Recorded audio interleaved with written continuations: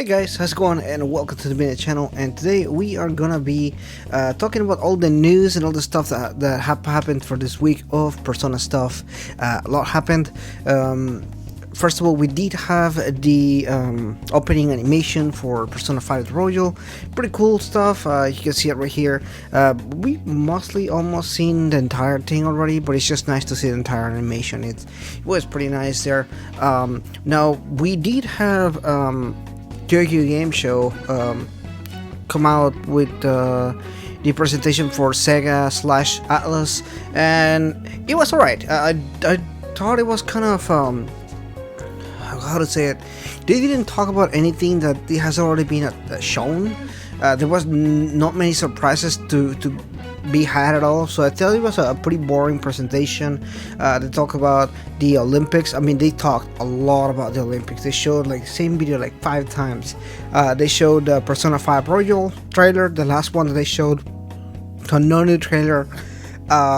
They had a lot to talk about the 13 what's it, the 13 Sentinels, something that I'm just not, very curious about or anything like that. It is an Atlus game, but it's polished by Atlus, but it's made by a different developer. So I'm not entirely sure as far as the gameplay kind of stuff. So I'm not entirely into that one. But one of the coolest things that we saw through the presentation at Tokyo Game Show was the fact that we are gonna get 3 different limited edition PlayStation 4s, and they look all really cool. You can see here the pictures as far as what they look like and everything like that, and they just look gorgeous. They look fantastic. Very cool. I am super happy for what it looked like. I am definitely gonna try my best to get my hands into one of these, just because they look fantastic. I really like how they look and everything. Honestly, that was one of the best things about Tokyo Game Show this time, to be frank. But besides all that, we did get a lot of pictures because Atlus and Sega has been posting pictures non-stop. So they showed, they had a small, a pretty big Persona booth. You can see videos here and pictures and everything. It looks really cool. I'm not gonna lie, I really like how good it looks, because frankly it looks like they really put a lot of money into it. You can see a lot of different stuff for Persona 5 and for 13 Sentinels, so you can definitely see the amount of money that they put into it. Again, looks really good. I really like it a whole lot. So let's moving on into the other stuff regarding Persona, because there's quite a bit of stuff to talk about.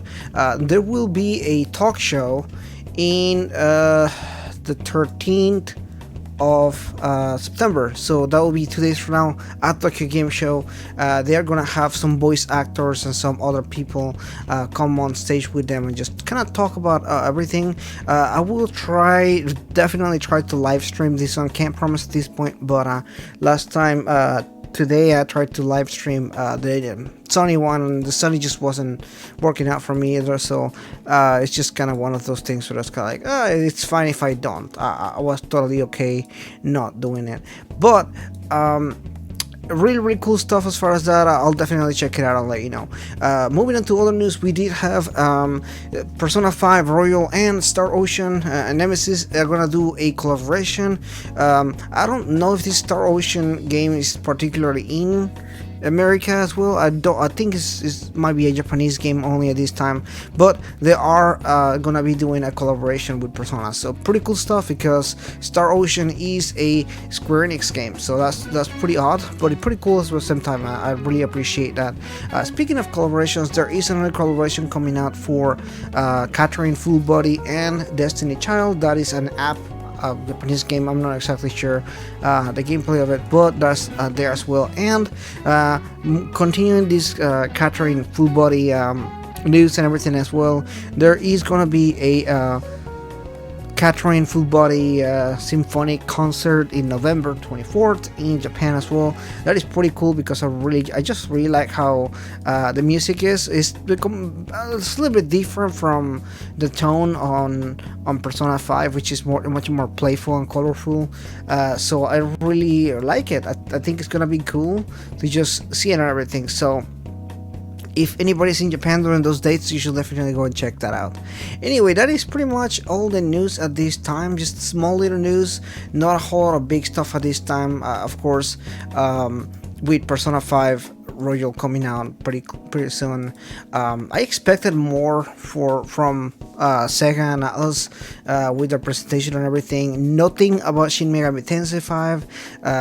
Again, I hope that I expected that, but it doesn't come as a surprise that they didn't show anything. It's just, you know, that it doesn't surprise me anymore as much as it did before. That doesn't mean that they might not. Tokyo Game Show is a few days, so it's not just one day. So definitely, you know, keeping it up there, but I don't hold my expectations too high up there with that kind of stuff. But that is pretty much it, guys, in this video. I just want to talk to you about Tokyo Game Show so far, what they showed and kind of stuff like that, and as well as some of the other cool stuff that I've seen so far this week. If you like this video, please consider liking and subscribing. But I think that's pretty much it for today. I'll see you next time.